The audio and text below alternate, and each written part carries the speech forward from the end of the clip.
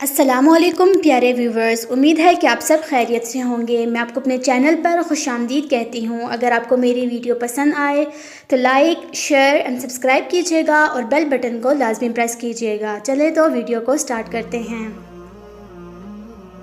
محل میں پرورش۔ ہم آپ کو حضرت موسیٰ علیہ السلام کی پرورش کے متعلق بتاتے ہیں۔ اس زمانے میں جس طرح تمام عرب میں بڑے گھرانوں کے لوگ اپنے بچوں کو بچپن کی عمر میں دائیوں کے سپرد کر دیتے تھے، جب حضرت موسیٰ علیہ السلام کی پرورش کا سوال پیدا ہوا، فرعون کی بیوی حضرت آسیہ نے حکم دیا کہ شاہی محل کی تمام اناؤں کو بلایا جائے اور باری باری کوشش کی جائے، مگر حضرت موسیٰ علیہ السلام نے کسی کا بھی دودھ نہ پیا۔ حضرت موسیٰ علیہ السلام کی بہن کسی طریقے سے محل میں آ گئی۔ اس نے جب یہ ماجرا دیکھا تو فرعون کی بیوی سے عرض کیا کہ میں ایک ایسے گھرانے کا پتہ بتا سکتی ہوں جہاں اس بچے کی پرورش بڑے اچھے طریقے سے ہو سکتی ہے۔ وہاں اسے بڑی آسانی سے دودھ پلایا جا سکتا ہے اور بڑی محبت اور شفقت سے اس کی پرورش ہوگی۔ فرعون کی بیوی کے حکم سے موسیٰ علیہ السلام کی والدہ کو بلوایا گیا۔ انہوں نے بڑی محبت کے ساتھ موسیٰ علیہ السلام کو گود میں لیا، پیار کیا اور دودھ پلایا۔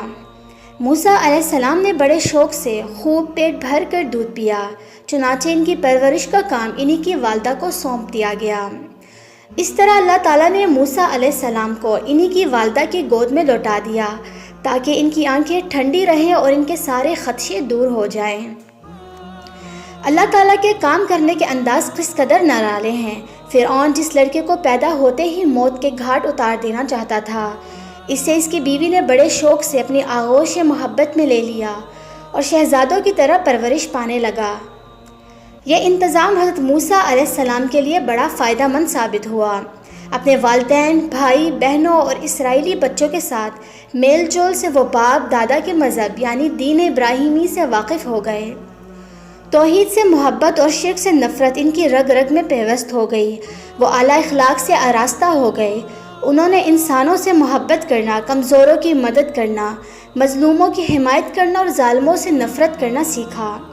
شاہی محل میں شہزادوں کی طرح پرورش پانے سے انہوں نے وہ تمام علوم و فنون سیکھ لیے جو اس زمانے میں رائج تھے، اور حکومت کے طور طریقوں سے بھی واقفیت حاصل کر لی۔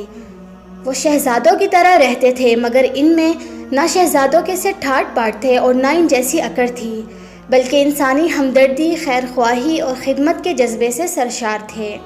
چنانچہ جب جوانی کی عمر کو پہنچے تو نہایت صحت مند اور حسین نوجوان تھے، جن کے علم و فضل، سمجھ بوجھ اور ذہانت کا ہر طرف سے چرچا تھا اور جنہیں ہر چھوٹا بڑا عزت کی نگاہ سے دیکھتا تھا۔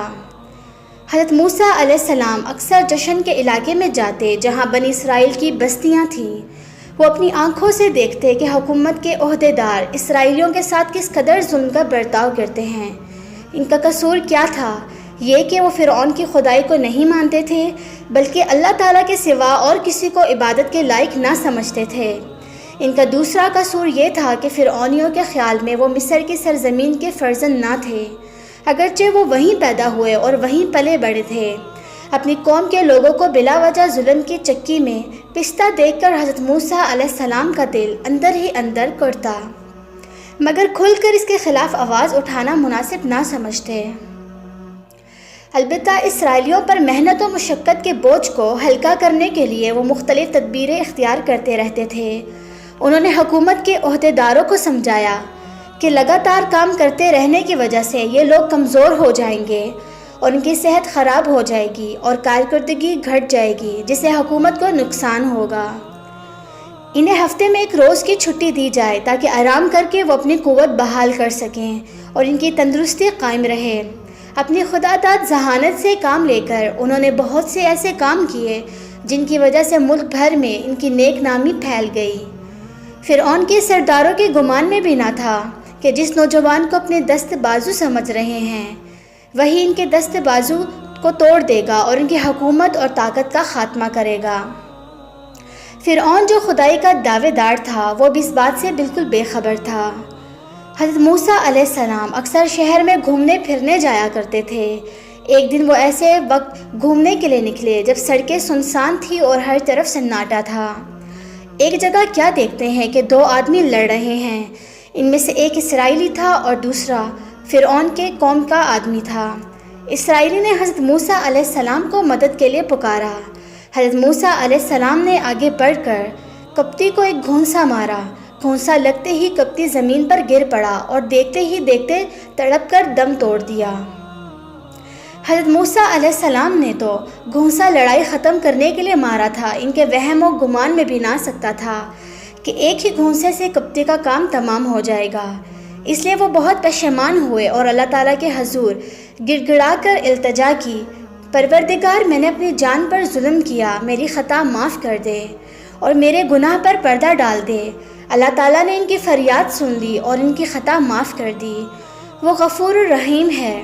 اب حضرت موسیٰ علیہ السلام نے عہد کیا کہ پروردگار یہ احسان جو تو نے مجھ پر فرمایا ہے اس کے لیے میں بے حد شکر گزار ہوں، میں کبھی بھی مجرموں کا ساتھ نہیں دوں گا۔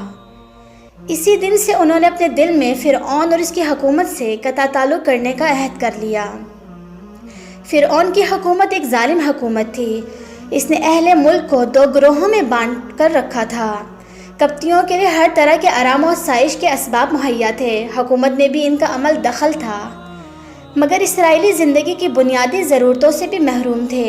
انہیں اپنے مذہب پر چلنے کی بھی آزادی نہ تھی، بلکہ غلاموں کی سی زندگی گزارنے پر مجبور تھے۔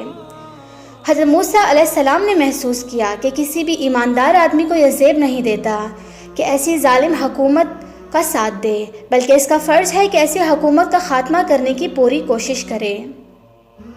کپتی کے قتل کی خبر سارے شہر میں پھیل گئی، لیکن سراغ نہ ملا۔ لوگوں کے دل میں یہ شبہ ضرور تھا کہ ہو نہ ہو یہ کسی اسرائیلی کا کام ہے، اس کا پتہ لگا کر اسے کیفر کردار کو پہنچانا چاہیے۔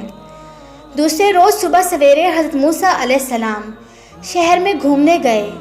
کل کے ناگوار واقعے کی یاد ابھی تازہ تھی، ڈر رہے تھے کہ راز فاش نہ ہو گیا ہو اور اچانک کوئی میرا دامن نہ پکڑ لے۔ سہمے جا رہے تھے کہ پھر 2 آدمی لڑتے ہوئے دکھائی دیے۔ ایک وہی اسرائیلی تھا جس کی حمایت میں حضرت موسیٰ علیہ السلام نے کپتی کے گھونسا مارا تھا۔ اس نے پھر حضرت موسیٰ علیہ السلام کو مدد کے لیے پکارا، مگر حضرت موسیٰ علیہ السلام نے اسے ڈانٹ کر کہا، تم جھگڑالو معلوم ہوتے ہو، ہر روز کسی سے جھگڑا مول لیتے ہو، کل بھی ایک شخص سے گھتم گھتا ہو رہے تھے، آج پھر دنگا فساد کر رہے ہو۔ یہ کہہ کر وہ جھگڑا ختم کرنے کے لیے آگے بڑھے۔ اسرائیلی یہ سمجھا کہ جس طرح انہوں نے کل کپتی کے گھونسا مارا تھا، آج گھونسا مار کر میرا کام تمام کرنا چاہتے ہیں، اس لیے وہ چلا اٹھا کہ آج مجھے بھی اسی طرح قتل کرنا چاہتے ہو جیسے کل ایک شخص کو قتل کر چکے ہو۔ تم اس ملک میں ظالم بن کر رہنا چاہتے ہو، اصلاح کرنے والے نہیں بننا چاہتے۔ اس اسرائیلی کی زبان سے ان الفاظ کا نکلنا تھا کہ حکومت کو خبر پہنچ گئی کہ کپتی کے قاتل حضرت موسیٰ علیہ السلام ہیں۔ بس پھر کیا تھا کہ ان کو گرفتار کر کے ان پر قتل کا مقدمہ چلانے کا فیصلہ ہو گیا، مگر اس سے پہلے کوئی افسر حضرت موسیٰ علیہ السلام کو گرفتار کرنے کے لیے پہنچے۔ حضرت موسیٰ علیہ السلام کے ایک خیر خواہ نے انہیں اطلاع دی کہ تمہاری گرفتاری اور قتل کے مشورے ہو رہے ہیں، جان کی خیر چاہتے ہو تو فوراً یہاں سے نکل جاؤ، میں تمہارا سچا خیر خواہ ہوں، میرے مشورے پر عمل کرو ورنہ پچھتاؤ گے۔ یہ سنتے ہی حضرت موسیٰ علیہ السلام دارالحکومت سے بھاگ نکلے تاکہ جتنی جلدی ممکن ہو فرعون کی سلطنت کی سرحد کو پار کر جائیں۔ بات یہ ہے کہ اللہ تعالیٰ نے جس مقصد کے لیے حضرت موسیٰ علیہ السلام کو فرعون کے محل میں رہنے کا انتظام کیا تھا، وہ مقصد پورا ہو چکا تھا۔ وہ حکومت کے کاروبار اور حکمرانوں کے طور طریقوں سے واقف تھے، انہوں نے شہزادوں کی طرح پرورش پائی تھی، اس لیے فرعون اور اس کے سرداروں سے بے جھجک گفتگو کر سکتے تھے، اور ان کے دل میں فرعون اور فرعونیوں کا ذرا بھر بھی رعب اور خوف نہ تھا۔